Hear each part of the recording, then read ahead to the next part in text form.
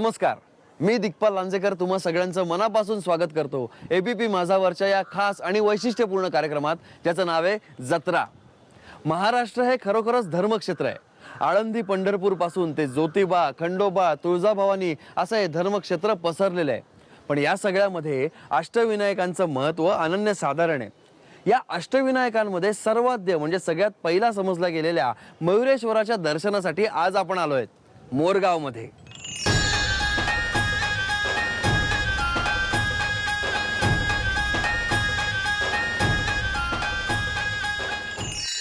मी मोरगावला पोचलो तेव्हा मंदिराबाहेर भक्तांची भली मोठी रांग मला दिसली.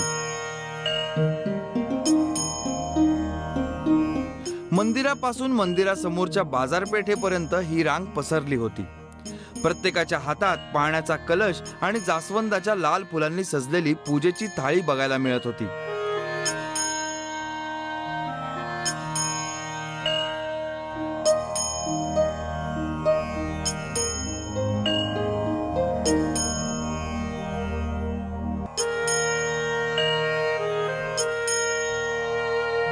रांगेत उभे असलेले लहान थोर सगळेजण गणरायाच्या दर्शनाची वाट बघत होते. कुणाच्याही चेहऱ्यावर रांगेत थांबायला लागल्याचा त्रासिक भाव नव्हता.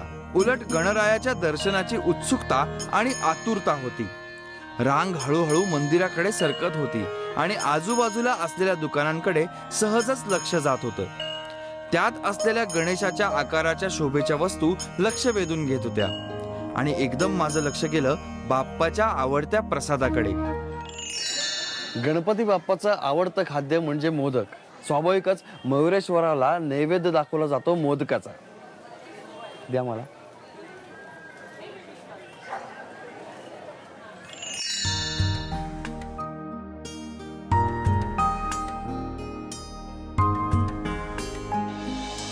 मोदकांच्या स्टॉल शेजारीच पूजा साहित्याची दुकानं दिसत होती. त्यात पूजेच्या थाळ्या तयार करून मांडून ठेवल्या होत्या.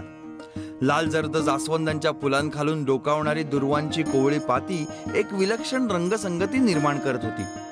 आपल्या देवदेवता निसर्गाशी जणू याच माध्यमातून आपलं नातं सांगतात. या स्टॉल शेजारीच मूर्तींची आणि धार्मिक ग्रंथांची पुस्तकं आपल्याला विक्रीला ठेवलेली दिसतात.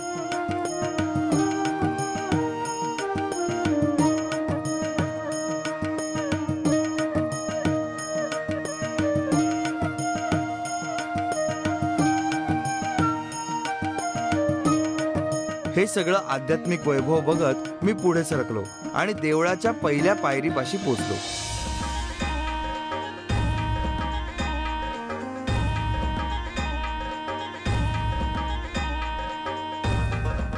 हे मंदिर काहीशा उंच अशा चौथऱ्यावर बांधलंय. मंदिराच्या मुख्य दरवाजापर्यंत जायला दगडी पायऱ्या आणि मग आटोपशीर आवार आहे. दगडी पायऱ्या चढून मी वर आलो आणि रेखीव मुख्य दरवाजा बघून काही क्षण थबकलोच. एखाद्या भुईकोट किल्ल्यासारखी मंदिराच्या तटबंदीची रचना आहे. भव्य नगारखाना मिरवणारे हे महाद्वार त्याच्या बांधणीमुळे आपलं लक्ष वेधून घेतं. या दारापर्यंत पोचायच्या आधीच एक भला मोठा नंदी आपल्याला दर्शन देतो.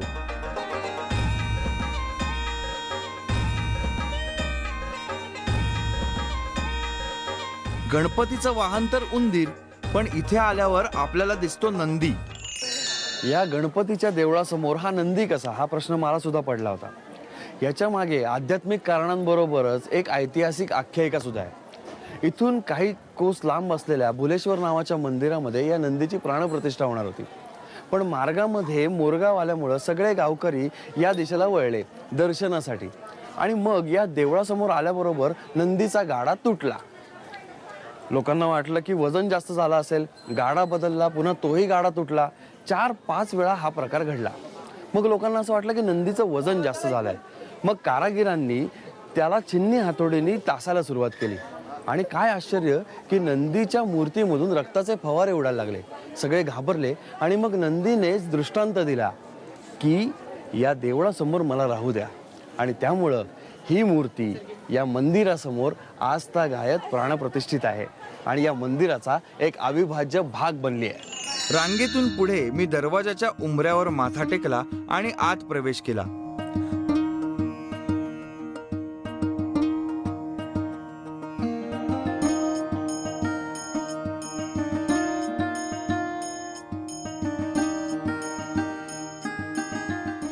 मंदिरात आल्यावर 2 भव्य दीपमाळा तुमचं स्वागत करतात.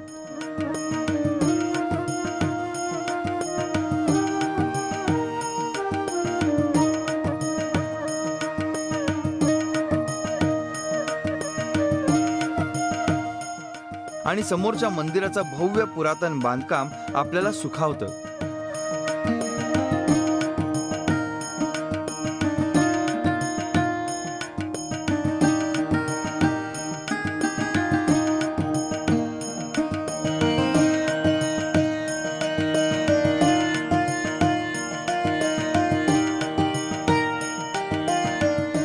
मंदिराच्या भव्य प्रांगणात भक्तांची लगबग सुरू होती. जो तो गणरायाच्या दर्शनासाठी त्याला प्रसन्न करून घेण्यासाठी लगबग करत होता. आत आल्यावर चांदीची मूषक राजाची मूर्ती दिसते. भक्त आत आल्यावर आधी मूषक राजाची पूजा करून गणरायाच्या दिशेने पुढे जातात. काही भक्त या मूषक राजाच्या कानात नवस बोलताना दिसले.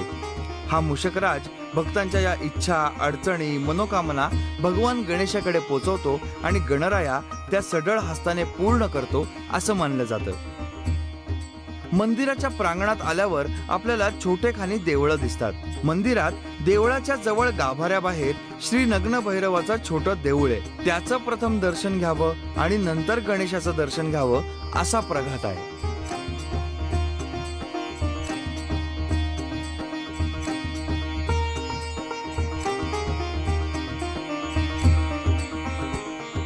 नग्न भैरवाचं दर्शन घेऊन मी दर्शन रांगेतून श्रींच्या मंदिरात पोचलो.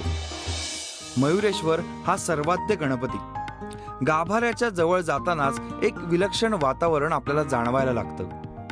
आजूबाजूचे भक्तगण मनोभावे त्याच्या समोर नतमस्तक होत होते. एका दाम्पत्याने तर नवसाने झालेल्या आपल्या तांदुल्याची तुला करून त्याच्या वजना इतके पेढे गणरायाला अर्पण केले.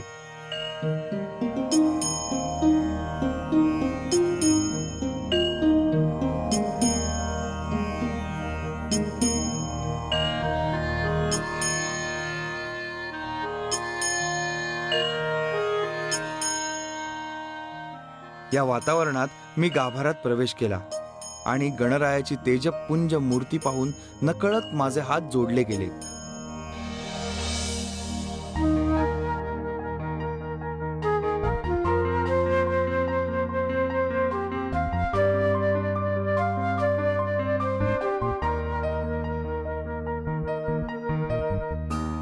गाभाऱ्यातली मयुरेश्वराची मूर्ती बैठी, डाव्या सोंडेची, पूर्वाभिमुख आणि अत्यंत आकर्षक आहे.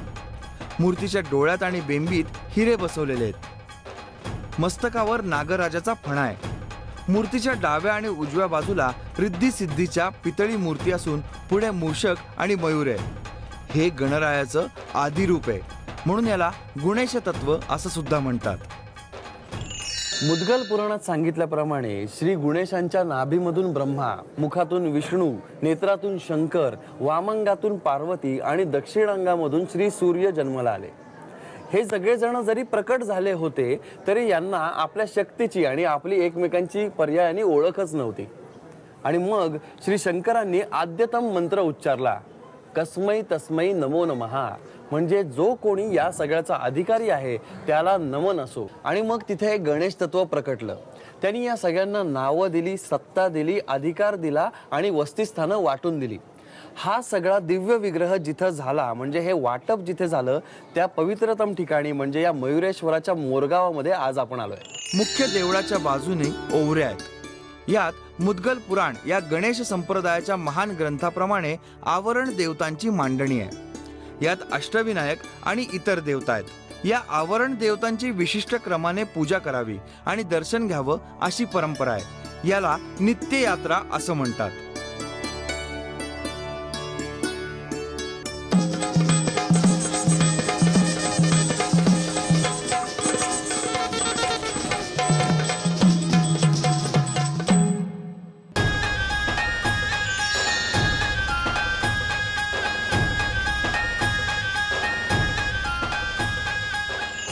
या मंदिराला 4 दरवाजे आहेत आणि प्रत्येक दरवाजाला एकेका पुरुषार्थाचं नाव दिलंय. म्हणजे पूर्वद्वाराला धर्ममंडप, दक्षिण द्वाराला अर्थमंडप, पश्चिम द्वाराला काम मंडप आणि उत्तर द्वाराला मोक्ष मंडप. जणू गणराय आपल्या भक्तांना या चारही दरवाजातून जगण्याचे आशीर्वाद देतोय. मंदिरात मुख्य देवळाच्या बाजूने ओवऱ्या आहेत. यात मुद्गल पुराण या गणेश संप्रदायाच्या महान ग्रंथाप्रमाणे आवरण देवतांची मांडणी आहे. यात अष्टविनायक आणि इतर देवता आहेत. या आवरण देवतांची विशिष्ट क्रमाने पूजा करावी आणि दर्शन घ्यावं अशी परंपरा आहे. याला नित्ययात्रा असं म्हणतात.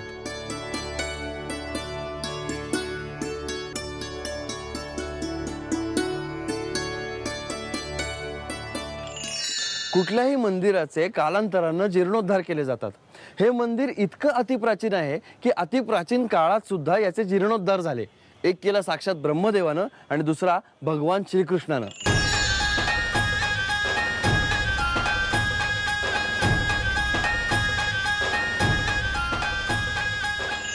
गणेश चतुर्थीच्या दिवशी नैवेद्याचा सोहळा देखील डोळे दिपवणारा असतो. मोरया गोसावींना करा नदीच्या पात्रात सापडलेली श्री चिंतामणीची मूर्ती यावेळी मुख्य स्वयंभू मूर्तीला गाभारात जाऊन भेटते आणि तिथे भेटल्यानंतर या दोन्ही मूर्तींना महानैवेद्य दाखवला जातो आणि या महानैवेद्यानंतर चिंतामणीची मूर्ती स्वस्थानी परत जाते. मुख्य स्वयंभू मूर्तीची पूजा चालू होते. वस्त्र चढवली जातात. यज्ञोपवीत घातलं जातं.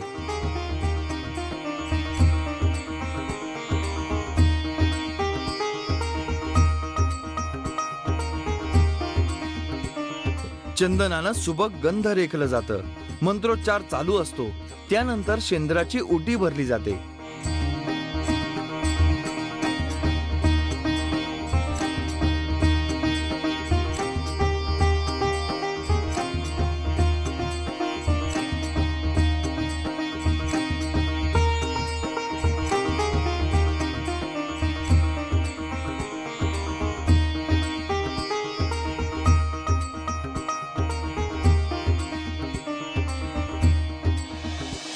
मग दुर्वांचा हार आणि त्या मागोमाग फुलांचा हार चढवला जातो.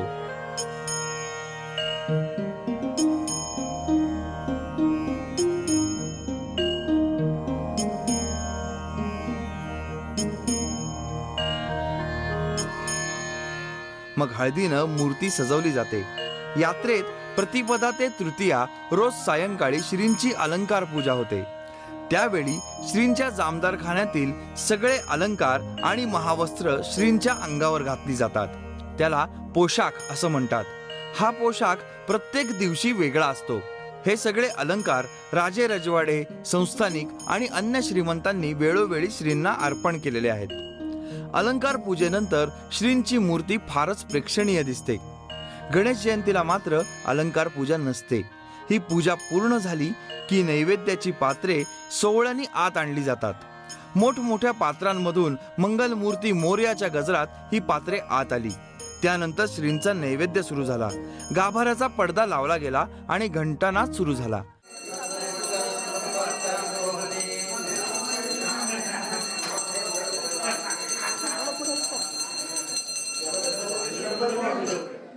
संस्थांचे मुख्य विश्वस्त देव महाराज यांनी शिंपण विधी सुरू केला. हा विधी म्हणजे मंदिराच्या बाजूला असलेल्या सगळ्या आवरण देवतांना तीर्थ अर्पण करणं. ढोल आणि सुंदरीच्या नादात हा विधी देव महाराजांच्या हस्ते पार पडला.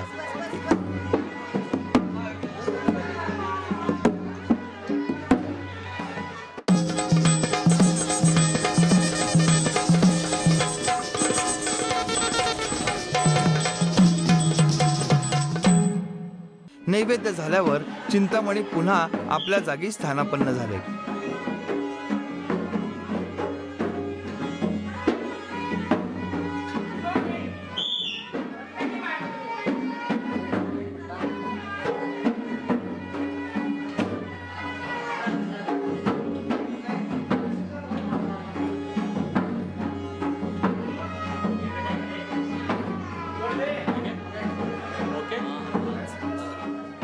हा नैवेद्य आता महाप्रसादात मिसळला जातो आणि सर्व भाविकांपर्यंत पोचवला जातो.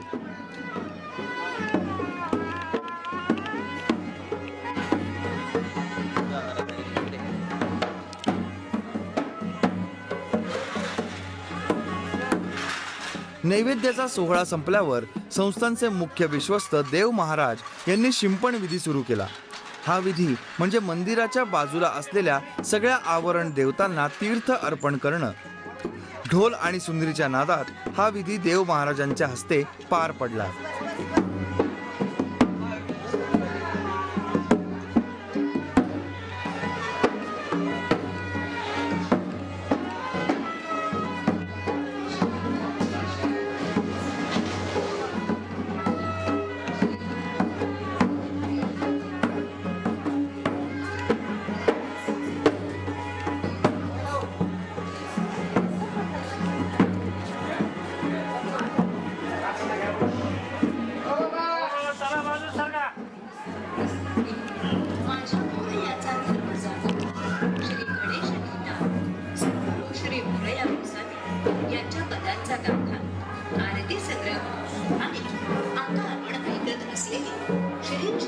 तोवर आतमध्ये भक्त श्रींचं दर्शन घेतच होते। मूर्तीचं आजूबाजूचं चांदीचं मखर शोभून दिसत होतं। त्यावरचं मोहक नक्षीकाम बघणाऱ्याच्या मनाचा ठाव घेतं। मयुरेश्वराचं मंदिर हे एकटंच मंदिर नाही, तर हा तीर्थांचा समुच्चय आहे। या मंदिराच्या परिसरात मयुरेश्वराशी आणि मोरया गोसावींशी संबंधित अनेक तीर्थ आहेत। भाद्रपद आणि माघ महिन्यातल्या यात्रेसाठी प्रतिपदेला भक्तगणांसह समारंभपूर्वक देव चिंचवडहून निघतात आणि पुणे, सासवड, जेजुरी या मार्गे ठराविक ठिकाणी मुक्काम करत तृतीयेला रात्री मोरगावी येतात। आपण रूढार्थानं ज्या जत्रा बघतोय त्या जत्रांसारखी ही यात्रा नाही, कारण इथे कुठलाही मनोरंजन नाही, मौज मजा नाही। इथे फक्त अध्यात्माचा आनंद आहे आणि श्रद्धेचा सोहळा आहे, म्हणून याला म्हणतात यात्रा, जत्रा नाही।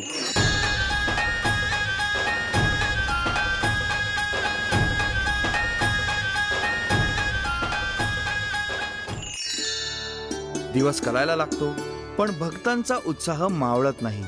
ते त्याच उत्साहाने आपल्या लाडक्या गणरायाचं दर्शन घेत असतात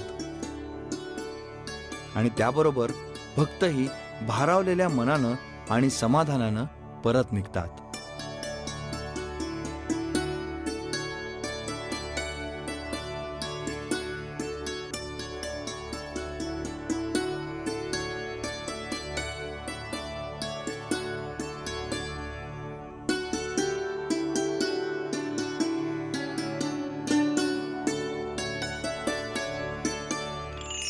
एकदंताय विद्महे वक्रतुंडाय धीमहि तन्नो दंते प्रचोदयात असं म्हणत मी मंगलमूर्तीचं दर्शन घेतलं।